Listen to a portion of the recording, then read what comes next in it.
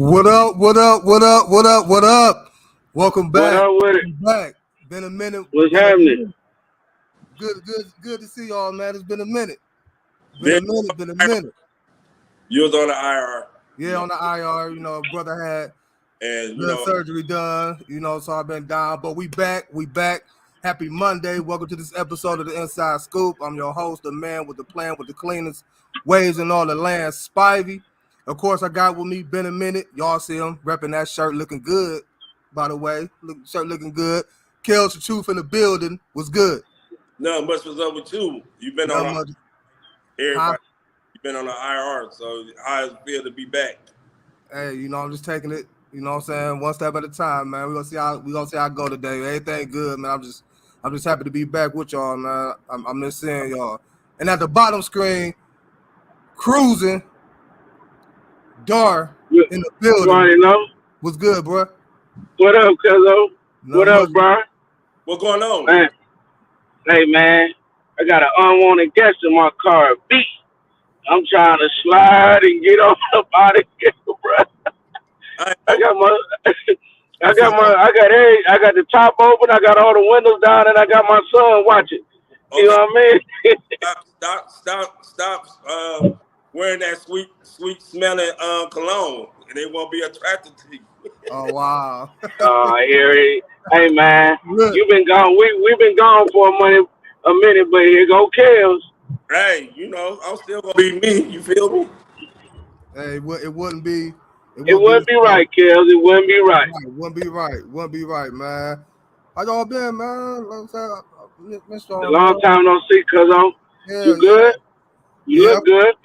Appreciate it, man. I'm getting there, man. You know what I'm saying? Like, take it day by day, man. I had to get back on. Like I said, it's been like almost a month. So, we got a lot to discuss. We got a lot to talk about today, man. I hope y'all ready. You know what I'm Yeah, saying? Get this we're in. not going to Vegas. Yeah. Yeah. Oh, he not gonna be no damn number one pick. Uh, good way to lead right into it, man. Look, we was He talking was going still into the top draft. 10. No, we said it was gonna be We top gonna be top we 10. gonna Yeah, we said you it was gonna be top 10, just one overall. With that being said, you all know, like I said, we've been gone for a minute, so we got a lot to get into. The NFL draft was this past weekend. Man, there was a lot of surprises, a lot of shockers, a lot of teams that didn't do what we expected them to do. Had a lot of teams that pretty much won the draft. So we're gonna jump right into it. Who was your NFL draft winners, losers, and what was your biggest surprise? Kills, go ahead. my draft winner is the Bears. They went out and got their unquote their franchise quarterback, got a top notch wide receiver, and they also got an offensive lineman. So they did really good to upgrade what they already have with DJ Moore, uh, Keenan Allen, and on offense Keenan Allen and DeAndre Swift. They could have did. You know how I feel about Justin Field. They could have just did that with Justin Field and still had, because they still would have had the first and ninth pick. So I don't know. I guess they feel that Kellen Williams is gonna be that dude, and I feel though he don't have no excuses because they gave him some offensive weapons. He has no excuses whatsoever. I am comparing him to C.J. Stroud. If he not C.J. Stroud, it's a failure, and I'm putting it out there right now. I don't want to hear about no rookie mistakes, rookie nothing. He got too many damn weapons. I mean, hell, C.J. Stroud ain't even get that many weapons. I mean, now he got it, but that's how I feel about Caleb Williams. Caleb Williams, if he that dude, just think about it. If any first round pick has come into any situation like Caleb Williams has, two top notch wide receivers, and then get another bona fide wide. I don't see that. I don't see that as he should have no excuses. I know it's a rookie, but he should have no excuses. My loser is the Atlanta Falcons. I do not know what the heck they was thinking about picking Michael Phoenix at 8, where they need somebody like Dallas Turner or another edge rusher to help that defense to get Kirk Cousins going. My surprise pick, was the Raiders with Brock Bowers. Even though they had Mayer, which at the end of the season was coming, they still picked Brock Bowers, and then they did not go up to try to get a quarterback. So I think they still like Aiden O'Connell, but we'll see how that goes. Other than that, I mean, our Browns didn't draft till 2025, so it seemed like that. We gonna get to the Browns in a hot second. Dar, you got anything you want to add to Kales or ask Kales about what he just said? As far as I'm concerned, I think the Bears did what they were supposed to do. I think they addressed what they wanted. I'm still out on Caleb Williams. I mean, yeah, he the number one prospect and all that, but I don't know. We'll see. But they did get the wide receiver they wanted. They got offensive linemen to help shore up. So they did what they were supposed to do. I wasn't too surprised. It seemed like every team addressed their needs. The only surprising thing was the Patriots going and getting Drake May. What was the surprise? Go ahead. I didn't think he fit the Patriots. I didn't think he fit the Patriots like that, but I could be wrong. The Patriots had what pick did they have? They had the third pick. The third pick. And you go with Drake May? Who was you with? They needed a quarterback. At number 3, who would you have picked? JJ McCarthy.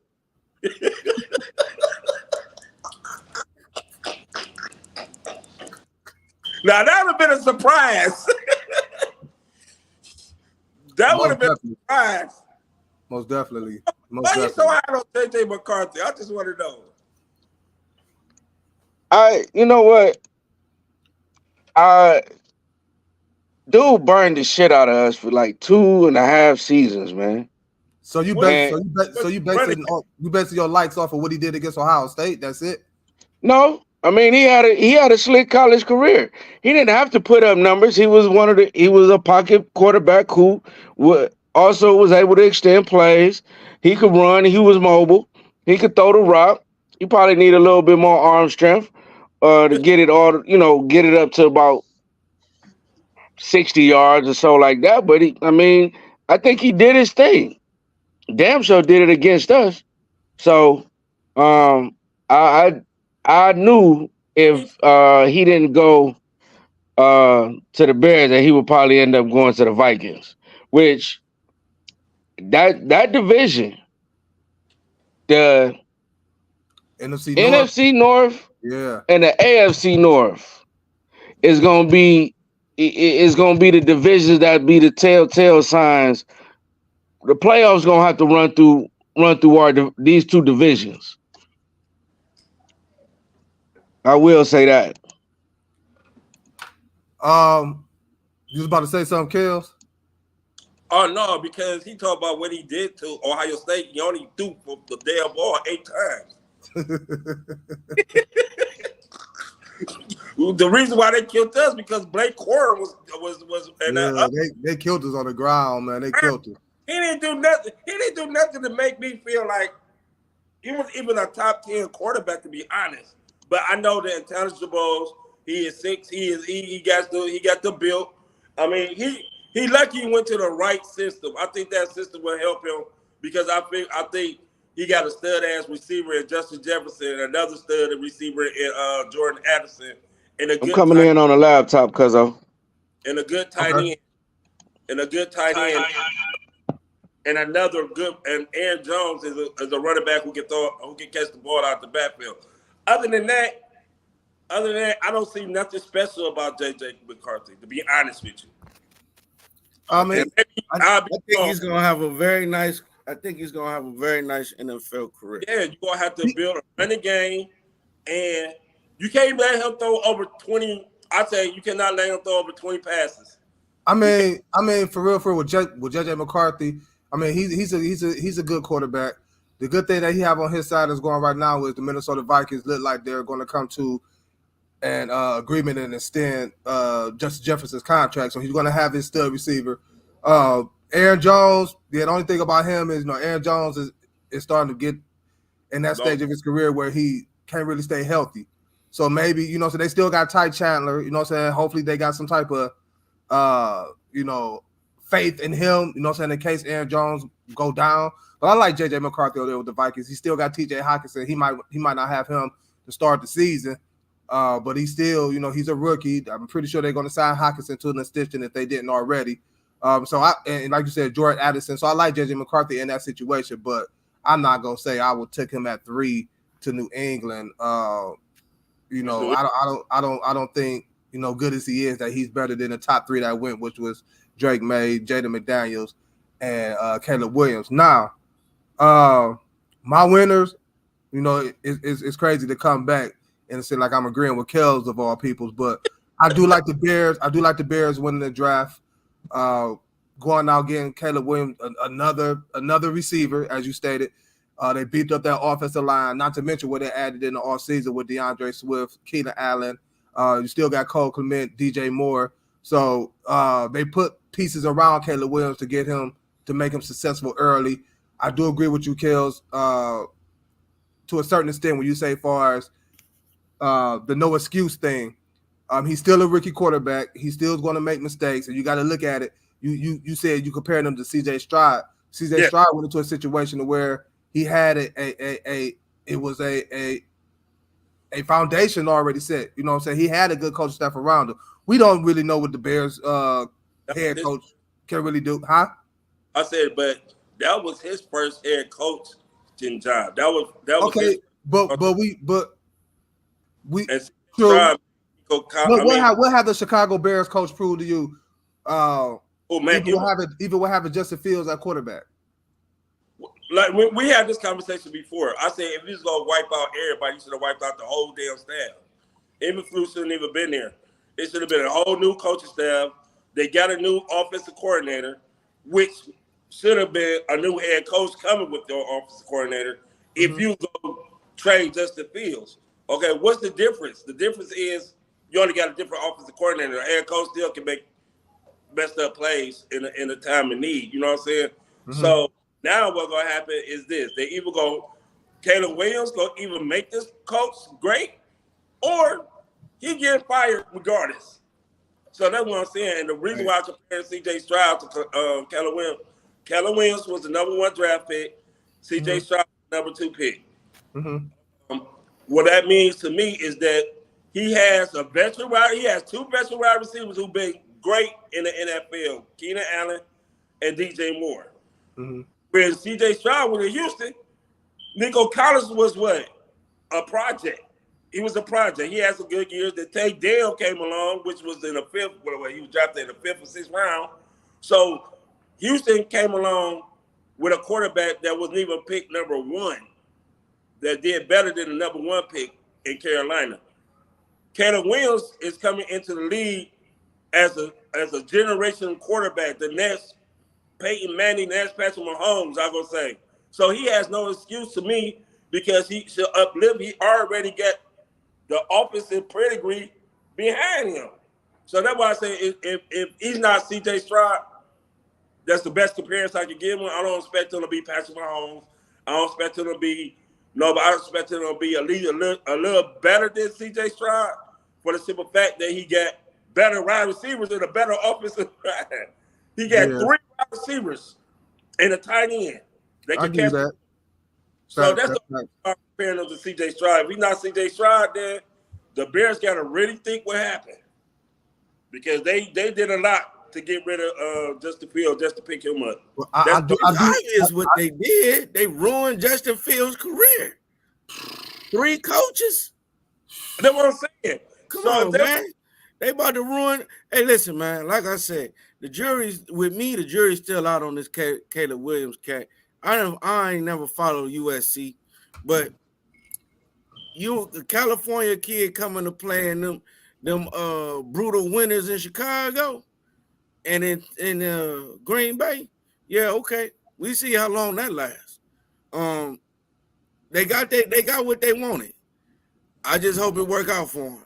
I'm not gonna compare.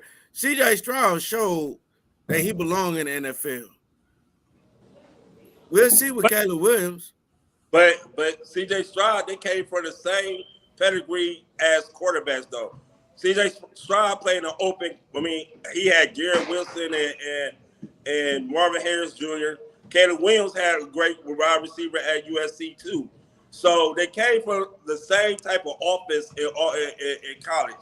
Caleb Williams just didn't win as much. That's the only thing I would say. Caleb Williams just didn't win much. He's a Heisman Trophy winner. So, I mean, so he has the pedigree to be a good quarterback. My thing is this. If you surrounded him with all that talent, he should be able to do something. I get it. I never seen one big team gets. Okay, so what's a good win? What's your win total for the Bears? What are you? They won 7. What is your expected win total for the Bears going into next season? Okay, they won 7 with Justin Fields. If he that generation, they should win 10. I'll give him 10 wins. He should give them 3 extra wins if he that generation quarterback. Okay. Because also we ain't talking about their defense. They also got a good defense. Their defense came along, and that's the only reason why I think they stuck with Eberflus, because Eberflus is a defensive minded coach. So he had defense. So they just re-signed Jada Johnson. They signed Martez Sweat. They got another defensive end. So I mean, the defense go play a role in this too. So he has no excuse. So 10 games, I give him 10. The Bears should be fighting for a playoff spot this year. That's how good that right. I mean, Dart did just say between the AFC North and NFC North going to be competitive, which I think it is too. You got a young upper quarterback in Jordan Love. You got Caleb in Chicago. Who else in that division? Detroit with Jared Goff and Amon St. Brown and Jameer Gibbs and them boys. And then you got Minnesota, who just added J.J. McCarthy. He still got Justin Jefferson, T.J. Hawkinson. We named some of their weapons. So yeah, the NFC North go be good.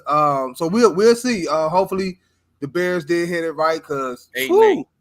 You say 8-8. I mean they over win total this season. If the Bears go 8-8, that's a failure. They win total. Wow. I believe they win total is that's like 8.5 that's like wins. expecting Baker Mayfield to come in. That's like expecting Baker Mayfield to come in to the Browns and you just drafted. He fresh out of college, bro. And fresh out of college, bro. Fresh out of college.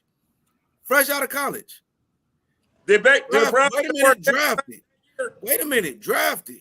Fresh out of college. And you expect him to take it to the promised land? That's too much pressure, Kels. That's too much pressure. 8-8, man. CJ Stroud, if that. 8-8, if that. Which team was better going into the draft last year? Houston or Chicago? Who? Houston or Chicago? I'm talking about before they drafted CJ Stroud. They just say before they drafted CJ Stroud. Who roster is better right now before CJ Stroud became there? Who roster was better between Houston and Chicago? It was the Bears. Okay, before CJ Stroud got to Houston, you had who was their receivers? Was Nico Collins there? Okay, Nico Collins. Okay, you had Damian Pierce. Pierce was there. Who else you have on offense? You had Damian Pierce and Nico Collins. That's it. Okay. Defense, you had who? Nobody. Oh, defense, you had Will Anderson. I mean, no, you had the other dude. He came out the same year as CJ Stroud. Okay, Chicago had who? Who was Chicago receivers last? I mean, they didn't get Montez Sweat till the middle of the season. Chicago had with Justin Fields. Chicago had last year DJ Moore, Daryl Mooney, and they tried to get Chase Claypool. He was a failure. And Cole Kmet. And they running backs with Rayshard Johnson and I think the Bears. I think I get an edge to the Bears. Roster wise. So what I was saying then, CJ Stroud came the following year and took it to a playoff with a worse roster. This roster with the Bears, this number one pick is coming in with gravy. I give you that. I give you that. I give you that. And another thing, I give you all that. I give you that. But look, go ahead. Look, how you got okay, let's go back to that. You got the Bears and you got Houston. Right. The Bears coach who got fired, was that Lovie? That wasn't Lovie Smith. That was Lovie Smith. Huh? That was Lovie Smith when the Bears got fired. When he fired Lovie Smith. I'm talking about Houston. Who was Houston's coach? Lovie Smith. Ryan. Lovie Smith. Okay. He lost the last game, which gave the Bears the first pick. No, you won it. Yeah. Yeah, he did. He won that game. Everybody was starting. And CJ Stroud went number 2. Look, he got fired. The Bears had they might have had a more talented team than Houston. But how you got Justin Fields and all these weapons, and you still got a number 1? You still playing for a number 1 pick? They got that from the draft. They got that from a trade. They got that from a trade. They got that from a trade. The number 1 pick. They traded with Carolina. Remember, DJ Moore was in Carolina, and the Bears made the trade with Carolina and got Carolina first round pick, which ended up being the first overall pick. So that's how the Bears got that. Although, nevertheless, I want Kels to really think about this. If the coach showed you that he couldn't do shit with Justin Fields, talented as all hell coming out of O State, what make you think he's gonna be able to do something with old boy? Okay, my question is this. I asked you a question. I'm going to answer a question with a question. Okay, I'm going to answer the question. Okay, this is the question: is this? They think that why you think they went out and got Keenan Allen and Rome Odunze for? Because they think Caleb Williams is better than Justin Fields. I don't know. I mean, obviously they do. If they traded Justin Fields just to pick up Caleb Williams, they may feel like Caleb Williams is a more generational quarterback than Justin Fields. Right. He couldn't do, and Justin Fields can't do obviously what they feel like this kid can do coming out of college. So, and another thing is this: they had the number 1 pick last year, right? They had a choice to get in Bryce. I'm about to call him Bryce Harper, Bryce Young, and CJ Stroud. Why did they pass up on those 2 for? Because they knew Caleb Williams was coming out next year. And there's a possibility they had the number 1 because they thought Caleb Williams was better than C.J. Stroud and Bryce Young. So what I'm saying is this, he should be better than C.J. Stroud. We'll see. Yeah, we'll see. But we'll see. My losers of the draft is also the same as my surprise team, which was the Atlanta Falcons. I don't understand the whole Michael Penix Jr. Draft. You just signed Kirk Cousins 4 years for $100 million guaranteed. Over $100 million total, but $100 million guaranteed. But you go out and draft Michael Penix Jr. I get it and understand that it comes a point in time to where you want to draft your team successor. You look at Green Bay when they took Jordan Love and had Aaron Rodgers there. Hell, the same Green Bay organization that had Brett Favre and drafted Aaron Rodgers, and he sat for a couple of years. The reason why I feel like it's a loser situation is because unless bar any injuries to Kirk Cousins, you're going to see Michael Penix Jr. take the field when he 26 years old. You know what I'm saying? Starting his first year in the NFL. So, and like I said, that's also my surprise team. Atlanta, maybe I would have took that first pick and went on defense in areas that you needed to fix. It seemed like everywhere Kirk Cousins go, you know what I'm saying, the team had some type of success offensively. You still got Drake London, he throwing it to Kyle Pitts, Bijan Robinson. So he got weapons on offense. I just don't think if I was Atlanta, I would have took Michael Penix Jr. right there. I probably would have went defense. But we'll see how all that goes. That's my winners and losers. For this draft, that was Kels, that was Dar. We're gonna keep it with the draft and talk about them dogs from Cleveland. Talk about them draft picks, how y'all felt about them. What y'all think about the picks? We did what we were supposed to do, and we put a lot of motherfuckers on notice, bro. We still picking up undrafted free agents for linemen. Hey, what's my man name at the left tackle? For who, the Browns? Yeah. You say who, Kels? Jedrick Wills?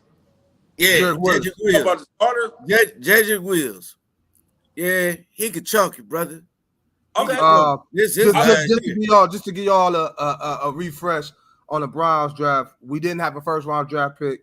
The second round we took Michael Hall Jr., of course, out of the Ohio State. You know what I'm saying? Keeping it home. Third team All Big Ten.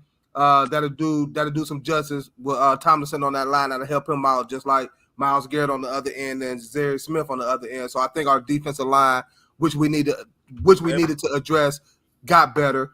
Third round we took Zach Zinter, guard from Michigan.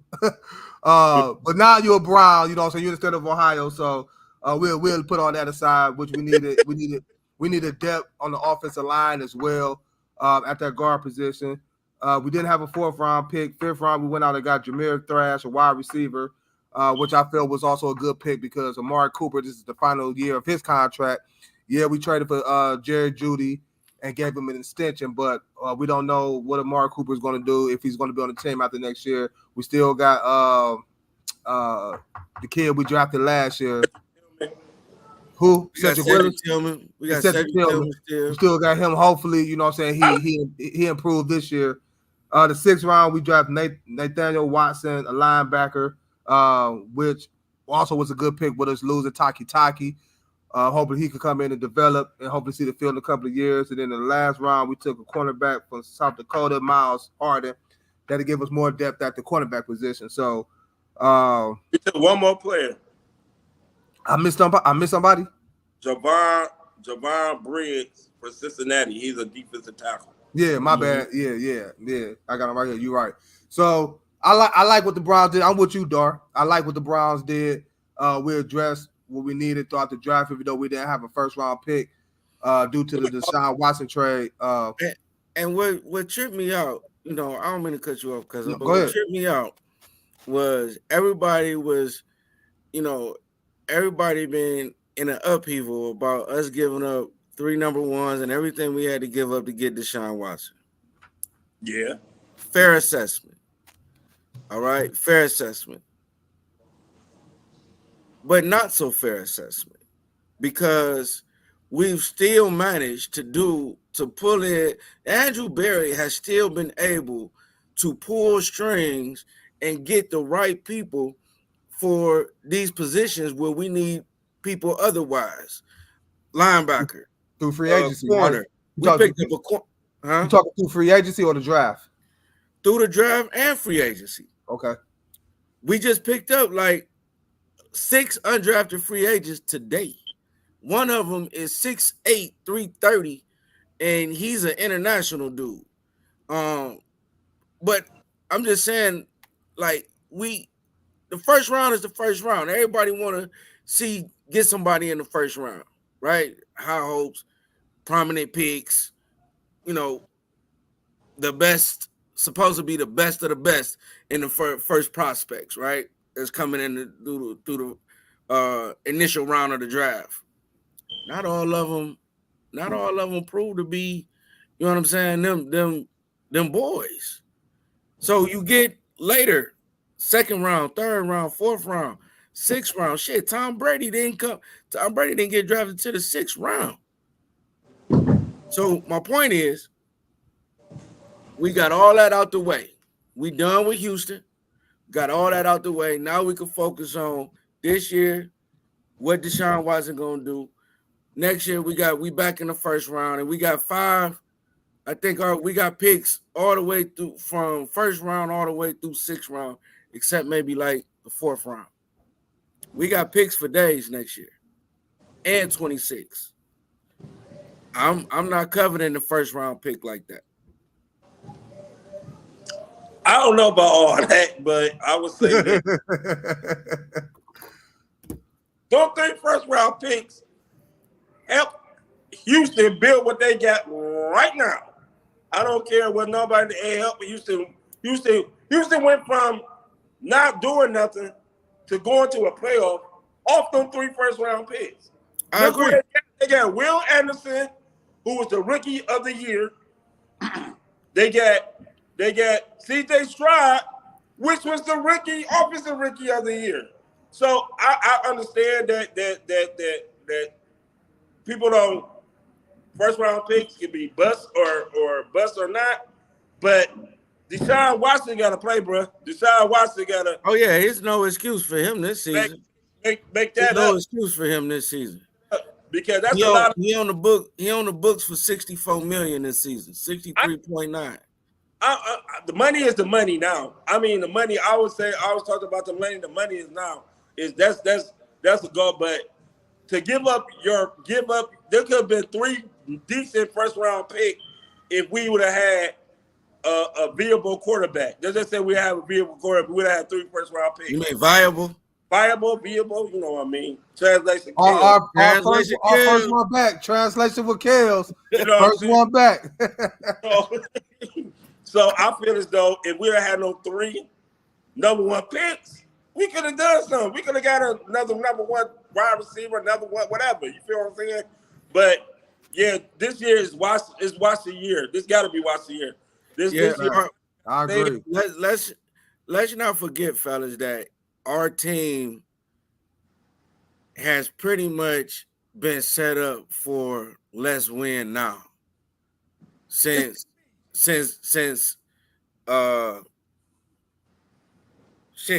even before Baker left. I mean, they was trying to acquire enough talent. I mean, you had OBJ, you had big names and shit come in to try to win now. You know what I'm saying? So now so much as the draft, you have veteran players that you picked up through free agency to try to move that needle on winning now. But our team. Speaking of that, I don't mean to cut you off. Speaking of that, coming out of Browns camp, which kind of shocking to me, considering the significance of the injury. Nick Chubb is back running. So surprised to me. Huh? That's Nick Chubb is a freak of nature. So it's just them dudes. It's just certain dudes you look at and be like, man, dude is squatting 650. So he got some strength in him, and that was right after his first injury in Georgia. This dude been 650. So it's no surprise to me that Nick Chubb is running.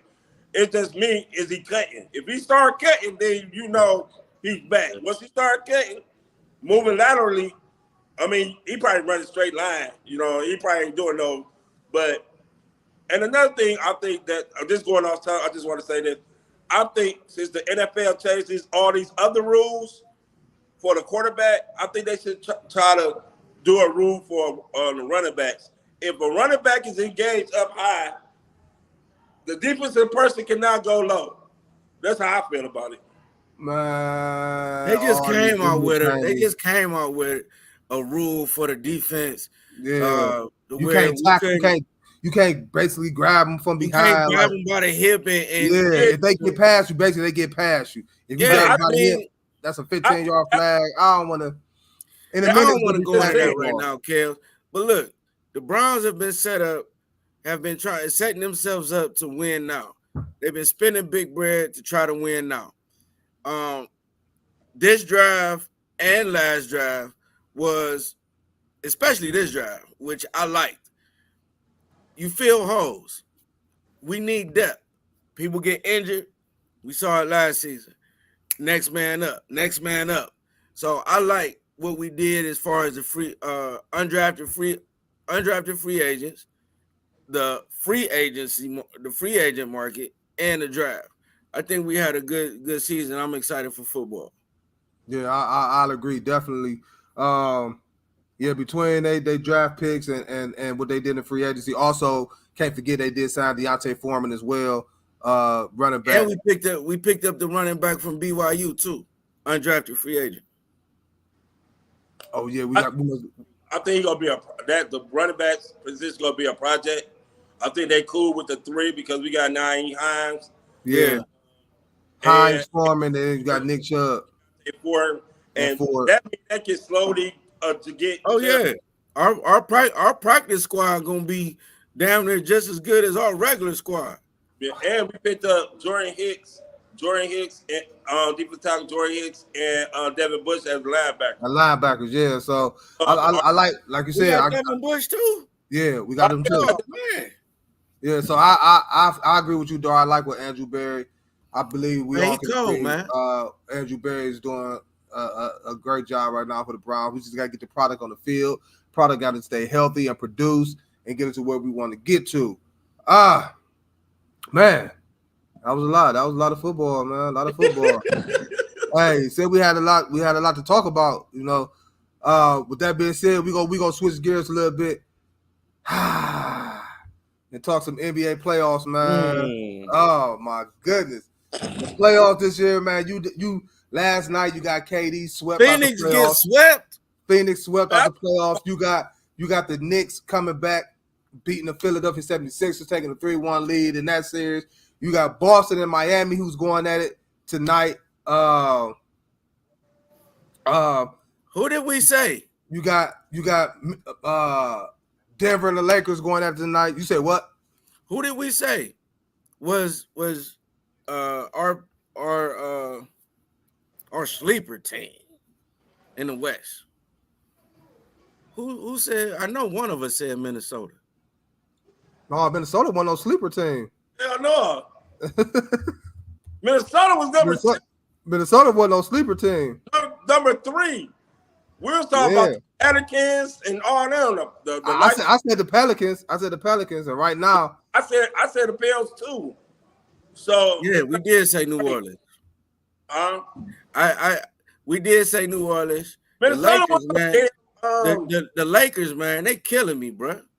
I don't understand. Gotta get rid of, man. Look, I've been saying this since last year when they picked up. I said you gotta get rid of D'Lo. D'Lo is a great regular season player, but when it comes down to a playoff, he don't show. He doesn't show up. I mean, it's just that they went. What was that trade they needed, and they wouldn't give up Austin Reeves? Austin Reeves ain't even showed up. Kyrie Irving. And you not giving up Austin Reeves, and you could. No, they didn't want to give up. They didn't want to give up that first round pick. And LeBron, man, look, when you have LeBron and AD, like fuck them first round. Oh, excuse my French. Damn that first round pick. You go out and you win. You go get Kyrie Irving. Now you don't have to worry about going lows without making no basket. AD ain't doing that. Now they got to worry about Kyrie. You know what I'm saying? True. Now you still got LeBron. You still got AD. Hell, you could have picked up anybody to do what Austin Reeves doing now. Well, speaking of the Lakers, hey, since you're talking about the Lakers, we'll start with them. They got a big one tonight against Denver. They won the last game. It might be over with tonight. Denver might be without Jamal Murray tonight, who's having a knee and calf strain injuries. That's real convenient, ain't it? He was hobbling. He was hobbling last game. Who y'all got tonight? Lakers Nuggets. Is it over with or Lakers extended? Who is it? Denver? It's what 3? It's 3-1, right? 3-1. Going back to Denver. Oh, you know what? I got a funny feeling. Here we go. That JJ McCartney prediction. LeBron, I don't put nothing past LeBron. LeBron was able to pull off. LeBron and company was able to pull off a 3-1 deficit to come back and give the Cavs their first championship. And who we had on that team? All right, Kevin Love, bruh. You see a Kyrie Irving on the Lakers? Nah. Okay. I don't know. We'll see. Hey, But I'm not convinced that I'm not convinced that Denver gonna lose at home, especially a closeout game.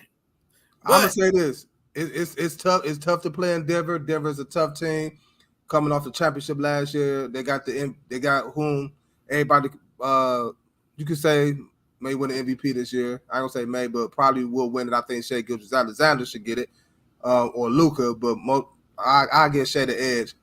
But I'm gonna say this: if Jamal Murray don't play, if Denver mess around and let the Lakers win this game tonight, then you got to go back to LA. Would I say? Right. Hey, the momentum will be switching. Hey, the momentum will switch, and I'm a momentum type of person. Denver got to end it tonight, for real. Yeah, for real. They got to end it tonight. Denver got to end it to still have that what you call that dog over them. You know what I'm saying? Like not only that, but Minnesota, they don't swept Phoenix, so they getting well rested. Oh yeah, so I mean, but I think it's gonna be over with. They know how to play without Jamal Murray. They've been playing without Jamal Murray, so the Jamal Murray effect ain't gonna hurt them as much as like if the like Zion and like Zion, they play without Zion, but I don't know what's wrong with the Pelicans. I think it's gonna be a big factor for real. I really do think. I mean, even though efficiency wise, Jamal Murray not as quite as efficient, but he's still giving them 20 plus, 21 plus. You know what I'm saying? So them points that the Nuggets need, unless Joker just go out here to just erupt and just start averaging 40 a game. You know what I'm saying? But it's for the Nuggets' sake, I think the Nuggets need to end it tonight. LeBron James was facing elimination. LeBron James was facing elimination, averaging 30 plus, 33 plus. AD playing good ball right now. It's still the whole D-Lo situation. What he gonna do, we don't know. But Denver, they better end it tonight, because if they don't, it's 3-2. Going back to LA, could make it 3-3. That's a swing game. Game. LeBron James, game 7. Yeah, but the Joker gonna come out and he gonna score. He gonna do his thing, and Denver ending it tonight. Thank you for coming to LA. Your off season will be trying trade D-Lo and getting some better talent around LeBron. Hey, if they lose this series, go ahead. Some better talent around LeBron. They better hope LeBron stay. Facts. Facts. LeBron is a free agent, bro. He already rejected their extension. He is a free agent, big dog. If they don't stay, then they're gonna have to break up that team. They're gonna have to rebuild, like real quick, like off the fly type of stuff. They already got only one first round pick, so they better get rid of AD, trying to sign LeBron to a sign and trade to whoever team, and try to get some picks for them. Because the Lakers, man, I don't know. Rob Pelinka has not done LeBron, even though some people say that's LeBron doing what's his name, has not built the Lakers team. The coaches he brought in has gained her no respect. They don't even listen. How you get rid of what was that coach last year? Frank Vogel. Yeah, the guy that coached Indiana. How you get rid of him? Then listen, Darvin Ham. Who is he? He was the assistant coach for Milwaukee with Budenholzer. So they let Budenholzer go too. They let their whole staff go. And I don't understand. I mean, I understand when you losing, you let people go. I understand, but when you winning, how you we did it. We did it with David Black. We was what? No, there was 31 and 15, something like that. We was 31 and 15, 33 and 15, something like that. And we got rid of David Black in the middle of the season. We got smacked by Golden State that Christmas Day game, and he got fired after that. Yeah, I think that situation. And Ty Lue became the coach. I think that situation was totally different. I think nobody would listen to David Black. That because it was all LeBron. That because David Black had that offense that like Europe. Golden State do. They got that pass motion offense. We Yeah. pass the ball, everybody moving, we getting cuts, boom, boom, boom, boom, boom. No, LeBron like to have the ball and survey the court and pick and choose his mismatches, whatever it is it may be. Then he go from there. So they was bumping heads, and that's why David Black ended up getting the boot. I like the David Black as a coach. I like the David Black too. I thought he did a good job. I think if we'd have won in 2015, I don't think they would have been. I think when they would have been mad, but unfortunately, Kyrie got hurt, Love got hurt, and that was David Black because we went to the finals with David Black. Mm-hmm. I think that 2015 coming into 2016 would have been it wouldn't been no saying nothing. They'd be like, oh, we won. LeBron would have probably fell in line a little bit because that you could have tweaked it a little bit more to but I feel though that 2015 loss coming into the 2016, they're like, man, damn this, we need a win. So we're gonna go with the favorite assistant coach at that time was Tyronn Lue. So yeah, but they're like the Cavs struggling with Orlando. What's this about? Nevertheless, I think again, if Denver mess around and let the Lakers win tonight, it might be trouble. It might be trouble with the defenders with Jamal Murray being hobbled. You just hit it right on the head. You said we're going up the Cavs. We're going to hit them next. Cavs, Magic, that series tied 2-2. Cavaliers winning their 2 games at home. Orlando winning their 2 games in Orlando. But the difference is Orlando just dogged us in Orlando. I mean, dogged us. We didn't show again. We don't show up on the road. Similar to the Browns, right? We just don't show up on the road. I don't get it. That's a problem. You know what that is? That's a coaching issue. He don't prepare the team right on the road. And they don't know how to sustain runs or know how to at home they know how to do it because the fans get into it. On the road, when they get down, they just say fuck everything, just throw everything out the book and start playing dumb ball. I mean, that's how I feel about it. And that's a coaching part. I'm not even gonna get on the coaching. That's deeper than the coaching. That's heart, man. That's heart. That's heart. That's heart. You getting beat by 30. All right, slow the game down. Attack the rim. Why the hell is Evan Mobley shooting threes? Okay. I'm gonna say this. I'm gonna take a page from Spiv. JB is too soft. I'm gonna say this. If we get rid of JB, I promise you, if we get rid of JB, I don't want to hear about no other coach except Mark Jackson. It's the only I've been waiting for Mark Jackson to come coach for the Cavs for years. Mark Jackson is not going to get a coaching job in here because they blackballed a dude. He should have been. Fuck all that, man. I mean, it's the truth. It's unfortunate, but it do look like that's the truth. You know what I'm saying? Unfortunate. Every time a coaching job comes up, Mark Jackson's name is not even saying. You know what I'm saying? Ain't even involved in it. That's sad because he pretty much built the Golden State team and then just kind of handed it off to Steve Kerr once he got fired. And Steve Kerr been pretty much living off his picks for the last, 8 years? I mean, yeah, he put it together, but Steve Kerr put his own little, you know what I'm saying? He changed the whole offense. Because when Mark Jackson was there with them, their offense wasn't the way it is now. You know what I'm saying? They was more or less, I mean, they were still moving the ball, but they was more or less of an inside mid-range type team, if I'm not mistaken. Steve Kerr come over there and changed the whole aspect of that team. But for the Cavs, I do agree. I'm looking at the game 4, we come out of halftime, we get blitzed in the third quarter, 37-10 for one. We just shooting threes left and right instead of, like you said, Dar, going to the hole, You know what I'm saying? Generate some fouls, get to the free throw line. You know what I'm saying? Start seeing that ball going through the hole, make it easy shots. Slow the game down. Slow it down, but they continuously they kept shooting them threes.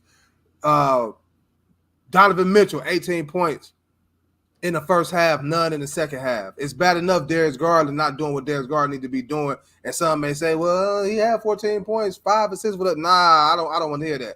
You know what I'm saying? Darius Garland, you getting paid like a top tier player. He has not been right since his face got broke. He been giving 20 points or less ever since, bro. He ain't went for 30. He ain't went for 30, 35. He ain't been that go off type dude he was before he broke his face. It's a confidence thing to me. I always say, man. Hey, man. Then you're not going to play well. Give me the 20th pick, man. I'll go get Bronny. He got heart. I mean, you can have, but the thing, I'm going to go back to again. I'll keep going back to our original saying. You go as your coach go, and JB is soft. Every time you come in, he came into the press conference saying like, well, the reason why we lost, we can sustain the run. What you mean? You better call a timeout or something. Put somebody in. You are killing you are killing your starters by not playing people who've been here. Put Tristan in for a couple minutes. Thank you. Tristan deserved to be in. What about Marcus Morris? Come on, man. I always said this. If Garland ain't doing it, then what about that Porter dude? He hurt. JB might be a good communicator to the players, but his in-game stuff, his adjustments to stuff is not good. It's not good at all. His rotation is not good. Okay? If you not hitting threes, put in Sam Merrill. Thank you. Sam Merrill. Do something. It's Caris LeVert keep doing the same dumb stuff, going to the hole and just throwing up jacks up. Sit his ass down. That's just a coach. That's why I mean JB is soft. You know what I'm saying? You're not mad at, man, that could have been me as a coach. Because if I'm down by 30, everybody sitting their asses down. I'm talking everybody. Yeah, I'm sitting everybody down, and everybody who want to play. First of all, man, look. You cannot come to the playoffs, the NBA playoffs, with an 8-person rotation. You just can't do it. That's his Everybody thing. Got to be available. That's his thing, though. I mean, that's around the league, though. Every team around the league go 8, 9 deep. It makes no sense. 8, 9 deep. You know what I'm saying? Now when you deep, you got to go in your bag when you deep. That's what I'm saying. You got Tristan sitting on the bench. Hold on, time out. Where's we? So hold on. Let me get this. So are y'all saying we deep far as like having bodies, or we deep far as like talent wise? Because talent wise, Moore's been in playoffs games. Tristan Thomas been in playoffs games. Man, how many minutes these dudes getting throughout the season? So you said bring these dudes just fresh. I mean, just bring them all in the game. Ain't really had no minutes out there, you know what I'm saying, running with either the ones or the twos. They come in garbage time and thinking they about to come out here and make a difference in the playoffs. No, man. Now I'll give you Morris. I'll give you Morris. The only reason why I would give you Morris is for some toughness. It's for some toughness. What about I give you more? They ain't got nothing. You said what? Playing time. You said what? Georgie Niang. So who you gonna bring in? Who you gonna bring in to take his minutes? That's gonna make a bigger factor. I'm gonna put it like this: if freaking, I'm about to call him Continue Mobley is not doing what he need to do, I'm gonna double stagger now until he get to what he need. If Niang can hit a 3 or 2, that's changed the whole thing. You have to in the playoff. To me in the playoff, you gotta find a rotation that's gonna work. If the starting 5 ain't working, telling me your rotation be okay? Well, Evan Mobley, you ain't shoot the ball. Where timeout, Tristan, come on in the game, man. What? No, I said I'll be like Niang come in the game and see if I can reverse Niang the. do come in the game. He's one of the And- players and- that come off the bench. Him, If- Niang, and Karis LeVert, most of the ones that coming off the bench getting the bench play. Right. If I hate Karis Derek LeVert Allen ain't doing right, then with the Rock, man. I ain't talking about playing 25 minutes. I'm just talking about the change to try to change the outlook. Because sometimes if you hustle more, you get hustle plays that can change the momentum of the game. That's all I'm saying. No, I mean I get what you're saying. As far as Niang, he was really brought here just to the Cavs looked at him as a guy who could stretch the floor to hit open shots, looking at what happened with them against the Knicks last season, the way the Knicks collapsed the floor against the Cavs, and the Cavs was unable to hit outside shots because they had no one to hit them. That's why they went out and got a Niang, Matt Struz, and re-signed the Karis LeVert. But again, if Niang ain't making shots, who you gonna bring in to replace him? Then you have to. Only one I can say is Marcus Morris, and that's just because of toughness. Other than that, we don't. He get a shot. Who? He can hit some shots. I said Marcus Morris. Okay. But other than that, who you gonna bring in? Jones? You can bring in Sarah Merle. I said, doing nothing. You said what? If Darius Garland is not hitting his shot, Man, listen. for minutes, you can bring in Sarah Merle. Listen. That would spread the court, and that would get Donovan Mitchell going. Right now, if this is the regular season, I get what y'all saying, man. But it's the playoffs. Like the difference between a regular season and a playoff game is a little bit more physical. You still got to put the damn ball in the basket. They make stuff too complicated. Your goal is to put the basketball in the basket and be a little bit more tougher. Again, I understand far as, you know what I'm saying, like if we had the bodies to be able to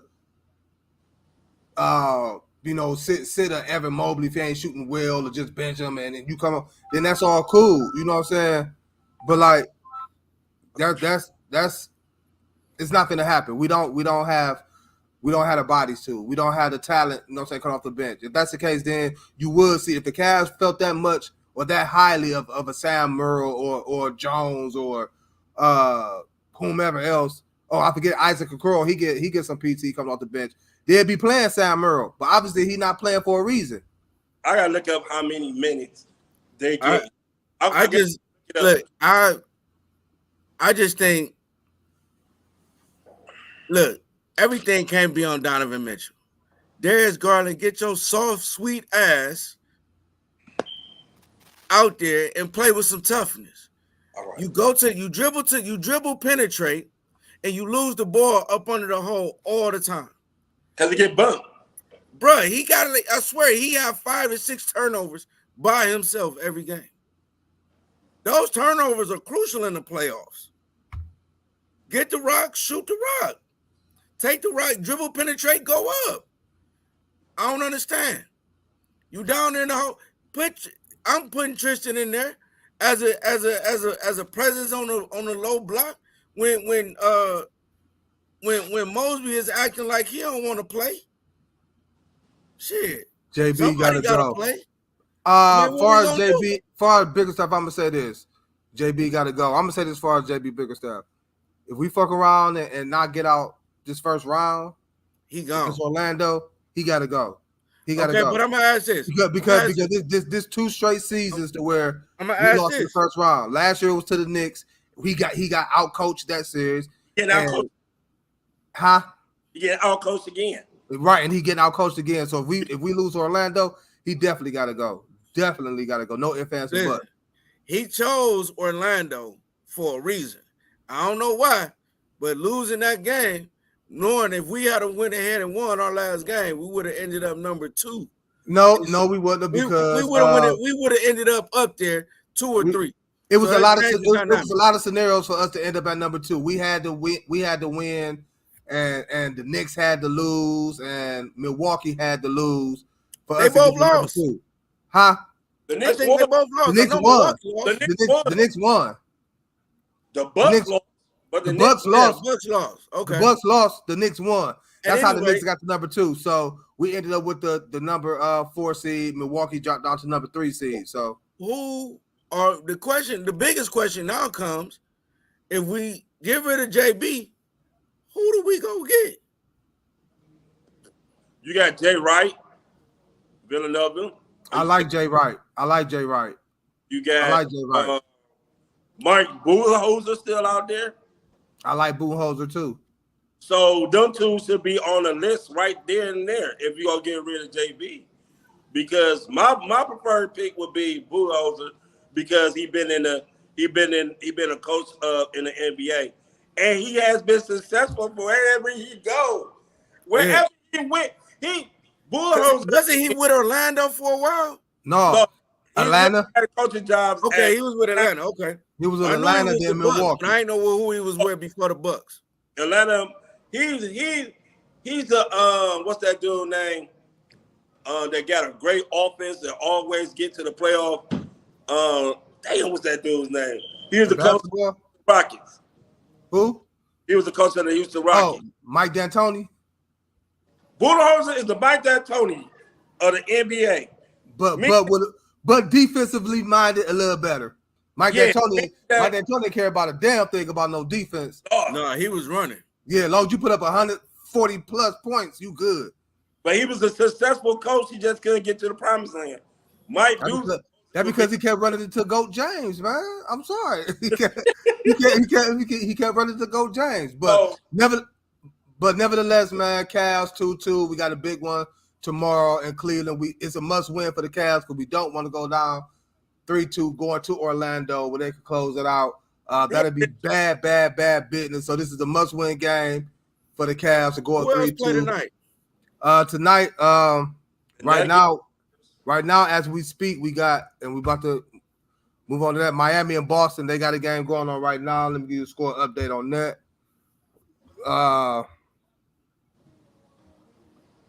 Miami and Boston is 31-20. Boston up by 11 in Miami.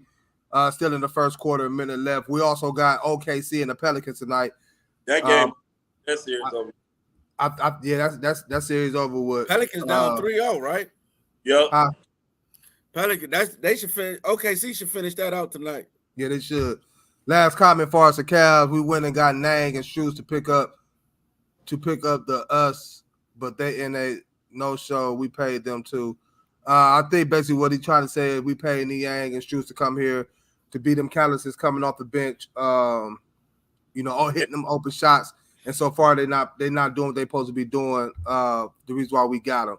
But we got Boston, like I said, Boston and Miami who going now. That series is 2-1.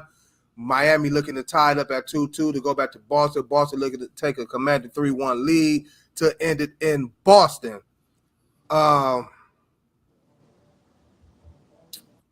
Also, we got OKC against the Pelicans. We all can agree that OKC about to end that series tonight.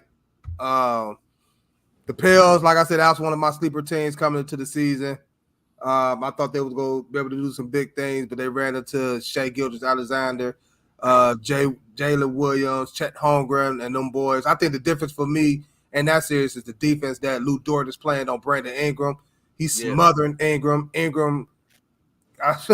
wearing Ingram like a blanket. I think Ingram, the highest points total this series was 19 points. So I think Lou Dort right now, he's the difference maker in that series. But Dar, you got OKC to end it tonight as well. Yep. Kills, you got OKC too. Yep.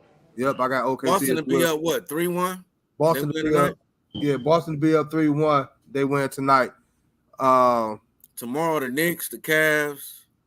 Knicks, Cavs, and I think that may be it. We got LA tonight, though, Milwaukee and Indiana. And Dame ain't playing either. So that's over for Indiana. That's over for Milwaukee, bro. And I'm gonna call the limb. Dame getting traded next year. Hey, I just feel so bad, man, because Giannis out. But for real, even going into that series, if Giannis would have played going into that series, I was still picking the Pacers because the Pacers had problems with the Bucks all season. Yeah, all season they had problems with the Bucks. They've been giving them boys the fits. Right, so I was taking the Pacers. I was taking the Pacers in that series regardless. So the Pacers up what 3-1? Yep, up 3-1. They should close out. y'all touched on it. The first thing y'all said, the Timberwolves sweeping the Suns. With that being said, and that's happening, what do you think is next for KD? What do you think the Suns have to do to get better? Do you think KD need to get traded, or what's the move for KD? I think Devin Booker goes to New York. That's what I'm hearing. I don't know where be in New York. I don't know where KD land. Now if they trade Booker, they ain't gonna trade KD. I don't think so. I think they'll trade Book because he want to be in New York. I think you could get some nice quality pieces for Book to put around. They need a point guard. They need a point guard. They need a true. And I don't want to hear your mouth, Kels. I know what you're gonna say. But I did agree with you. I never said that Devin Booker was a true point guard. I said he could play the point guard position. What Phoenix need is a true point guard. I think if Chris Paul was still there, they would have been all right. They need the GM for Phoenix, man. He gambled. He rolled the dice. Took a big gamble. And they don't have the cap space, bro. They don't have the cap space to bring in another big, big name or anything like that. So Devin Booker probably in New York. KD, if he stay, because they didn't really use him right, man. So they got a point guard. Huh? No, I ain't gonna blame all of it just by not having a point guard. Why KD want to use right? No, look. Every time they got office, it was always Booker taking the shot. Booker, when I watched the game, it was a sequence that Booker came down and shot the ball 4 times in 4 possessions. He even took a shot. He even took on a fast break. He took a shot when KD was wide open. So Book is the problem. You cannot have Book on the ball. You have to have him. All right, but what I'm saying, Kels, is who in the world can, if Book go, who in the world can Phoenix get and plug in and play with KD right away so that they could compete next year? Because they spent out. They don't have no bread to go get no big name. Right. If you're looking at New York for Book, you're not giving up Jalen Brunson. You're not giving up Brunson, which you need Brunson because he's the point guard. You feel what I'm saying? But you're not giving up Brunson. Okay? For New York, I don't see nobody that's worth on New York's team. I can see them parting ways with Josh Hart, even though good Julius Randle, New York. Dante DiVincenzo, Julius Randle. But that's not gonna give me what I need for KD. They got Bradley Beal. They need a point guard. They gambled on Bradley Beal and let Chris Paul walk. They might have to involve another team to make it a 3-team. They don't have to. A 3-team trade.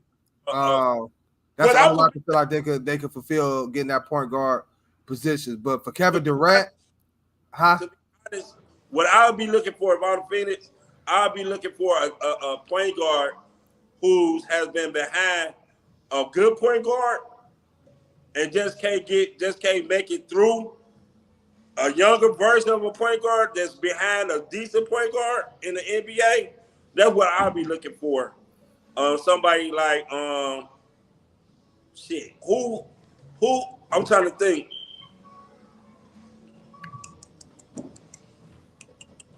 Jordan Hawkins. Jordan Hawk from New Orleans. He a shooting guard. He a shooting guard. In a shooting, ain't he? He's a shooting guard. Oh, wrong. Then I mean, it's gonna be tough. They're gonna have to involve a third team to really get off of Booker to bring that point guard in there. But that's what happens when contractually, where's KD's contract out there? KD? Yeah. I think KD got another 2 years out there with them. Yeah. All right. I got it. Bradley Beal they got for 3 or 4. One of the two. Bradley Beal contract was for 3 years. You can't trade. Ain't nobody gonna take Bradley Beal's deal. Ain't nobody gonna take that contract. The No, only people you really got to trade is It's Book. booked. It's booked. Unless you trade KD. And if you wanted him to go to New York, you're not getting nothing. You're not getting nothing that you need for Book.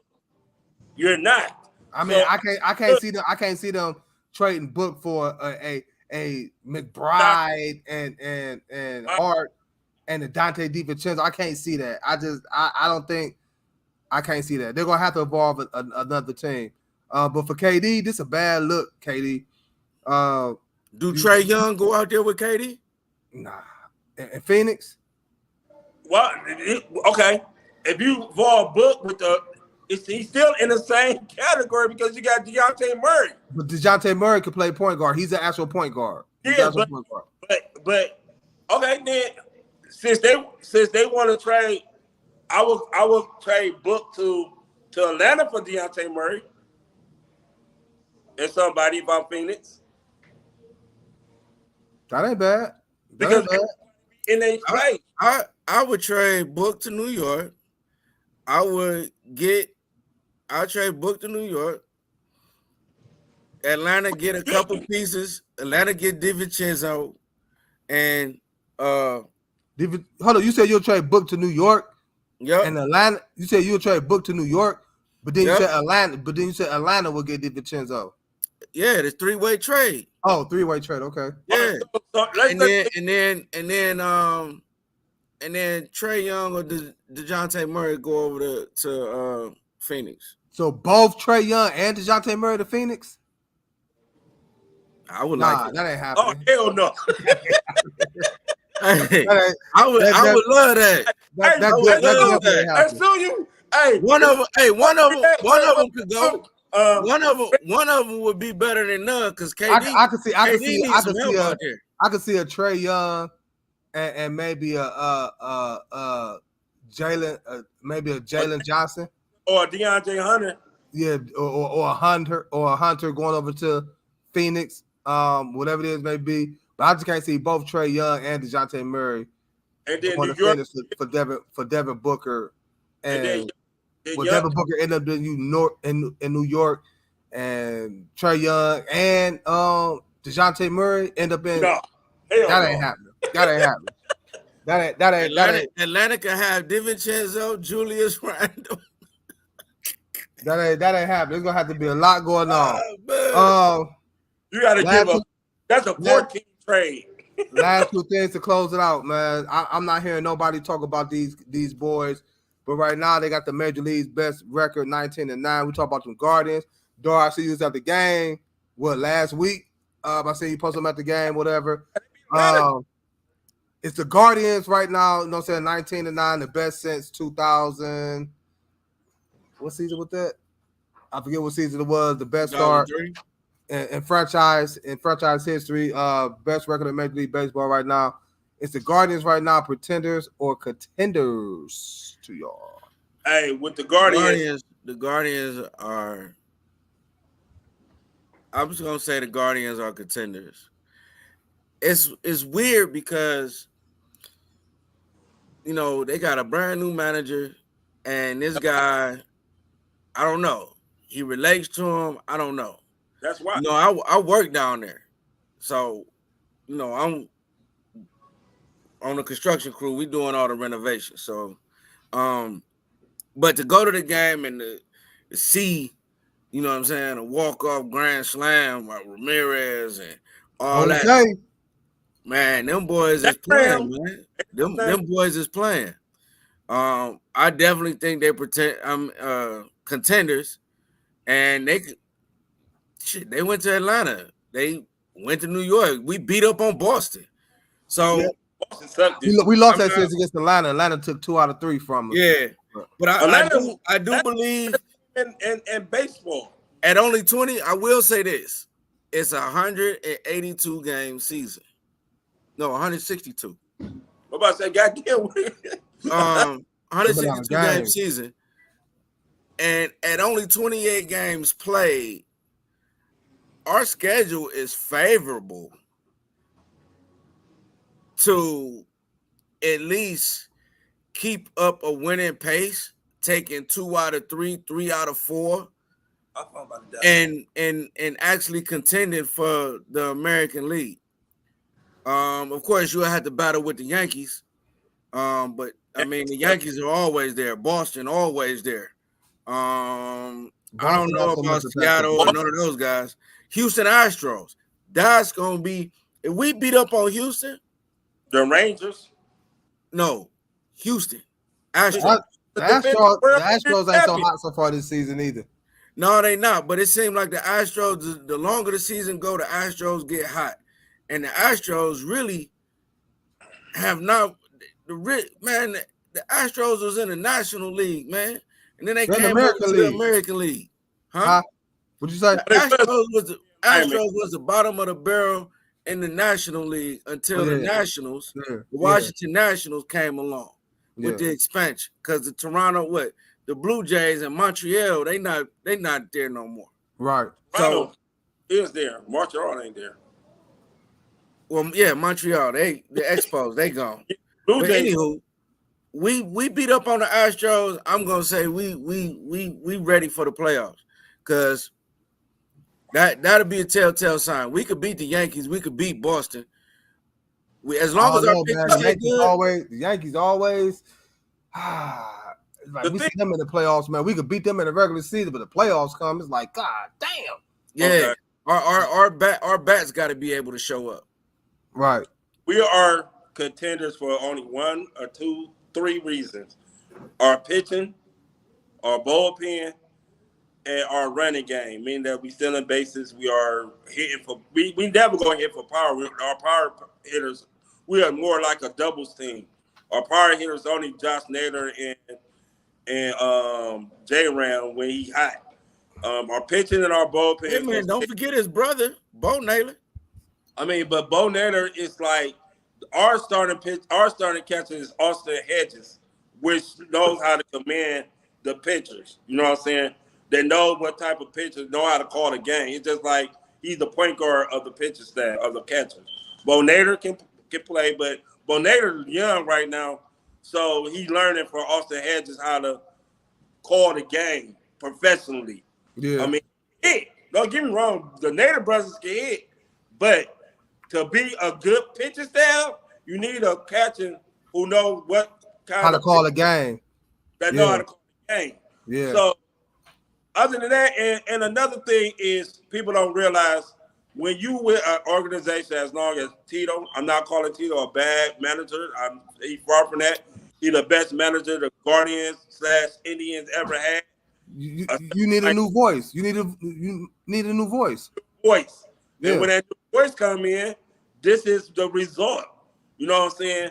Because like he's not married to certain people like Franco, like Tito, like Francona was. Sometimes Francona will give the benefit of the doubt because you are a veteran. You see what they did with Miles Straw? Miles Straw won 2 gold gloves, and they released his ass because he couldn't hit. But he was a good that was Tito. Tito probably would have kept going with him. But they contenders. They're going to win the division. They're going to win the division, which is going to make us in the playoffs. And anything can happen in the playoffs. But they contenders because the only team I really worry about is the Texas Rangers. I mean, that ain't in our division though. The Twins on a little run right now. The Twins, the Royals, the Twins, Royals, and White Sox. Huh? The Twins, Royals, White Sox. Who else in our division? No, that's it. The Orioles ain't in our division. No, it's the Twins. The White Sox, Indians, the Tigers. Twins, yeah. And the Kansas City Royals. Yeah. And the Royals, yeah, that's it. Yeah, the Royals, Tigers, White Sox. You said the Orioles. No, I said Royals. You said the Orioles too. No, the Orioles in the East. No, I said the Royals, Kansas City. I know you said the Royals, but you also said the Orioles. I didn't say the Orioles. That's Baltimore. The Orioles. God damn it, we can eat the Orioles. One of y'all, I throw the flag on it. The double stuff. Crazy, man. But yeah, I think the Indians. I said the Indians. My fault. The Guardians are contenders as well. I like our pitching staff, even though we lost Shane Bieber for the season. I still like our pitching staff. I like Jose Ramirez. I like Quan. I like I can't get the old homeboy second baseman. Yes. But yeah, him. I like our team. So long as we keep this up, long as we we don't hit no streak to where we lose, and like Dar said, we lose a series to teams, especially teams we're not supposed to be losing to. I think the Guardians will be all right. I think they are contenders. I think they will win the division and get into the playoffs, and hopefully we can make more noise this year in the playoffs. With that being said, the ending for y'all this weekend, was it this weekend or whatever? We just had to fight the Garcia and Hanley fight. Obviously, we know Garcia won. What you laughing at? Because I want to say my phone about to die, so let me just say this. Go ahead. I told everybody that Garcia was gonna whoop on that boy on 14-20, and he did it. And he told him he got a new song out called "Highly Favored." I'm blessed, highly favored. He was also smoking on that Devin Haney pack. He did. He knocked dude out 5 times, down to 3. Told everybody was clowning this dude because he lost his tank on a body shot. Said he quit. Dude had internal bleeding after the shot because his ribs was hurt. He was weight drained. He was all that other. Now, Garcia can hit. Anybody knows he can hit. I think Devin Haney was smoking that night because he kept getting hit with the same damn shot. Like, dude, he left-handed.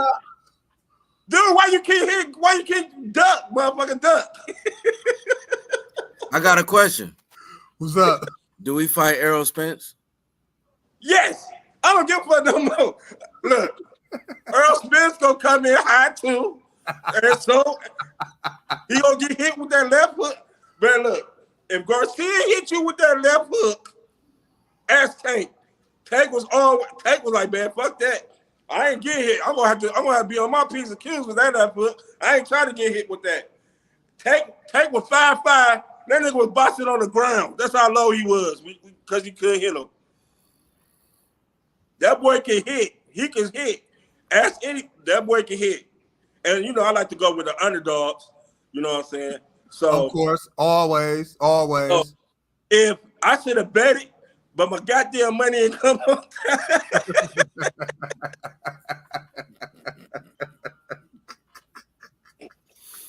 So I told everybody else to bet on my boy, and he won, like I said, 420. He was smoking on the Devin Haney pack. He highly blessed. He favored. You know what I'm saying? So, hey, he was favored with the left hook. The crazy part about the fight, though, Devin Haney said, I'm looking for the left hook. 20 seconds in the fight, he get hit with the left hook.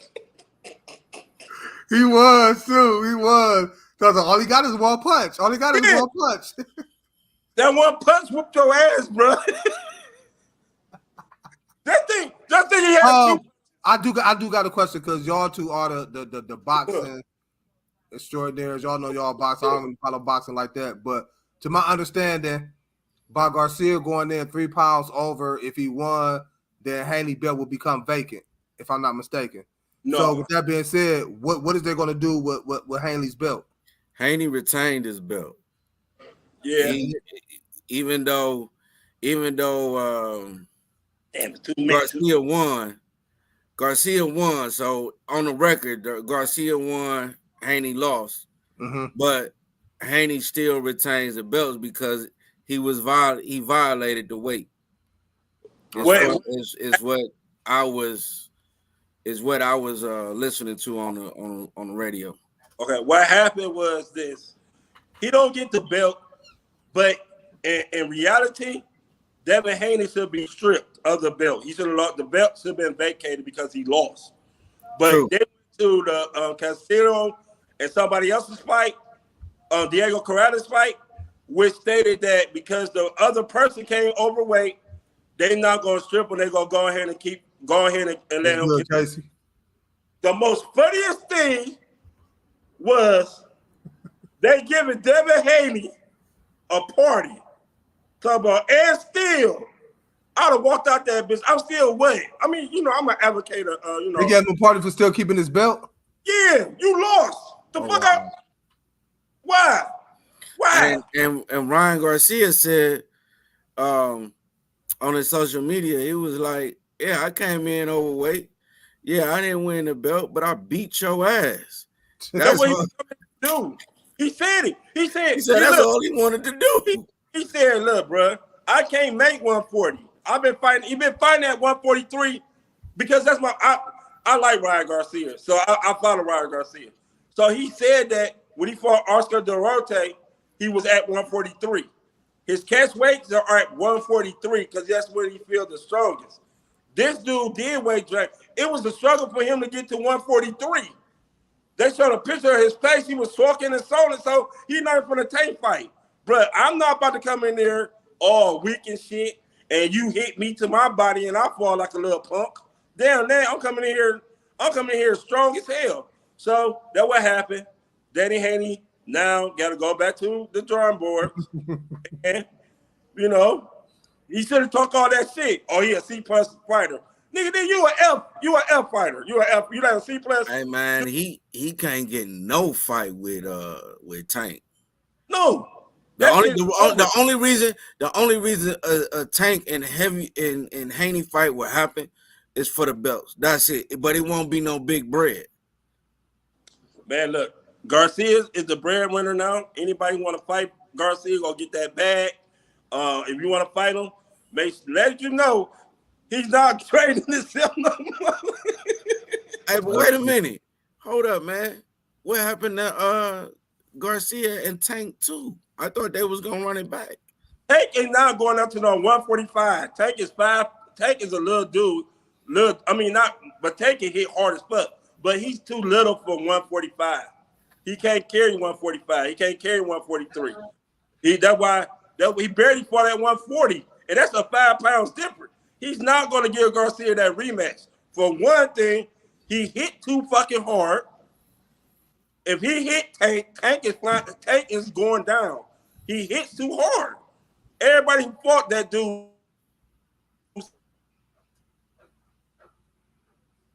Look like Kells in the guard, look like he done lost the juice. Yeah, done lost the juice. But hey, we'll see, man. We'll see. Hey man, it's been fun today, man. It's been a long time. Glad to get back to action with y'all, man. Absolutely. Y'all don't forget to follow on all social media platforms and also subscribe to the YouTube channel as well. And the Signature Series Network, man. It was good to be back with y'all, man. Good to be back. Don't forget, catch us Wednesday with some more NBA talk for myself, for Dar, for Kells, who's now paused, as y'all see on the screen. Man, happy Monday, happy days, man. Y'all have a blessed Tuesday. Hey, tell the big homie, we want to discuss what his Dolphins did too. Oh yeah, facts. Oh, I'm definitely get on him. I'm already on him now about the Miami Heat. So, I appreciate y'all. Don't forget, man. Follow, subscribe to the channel, man. Continue to keep showing that love and support. We'll see y'all Wednesday. We out of here. Deuces. Peace.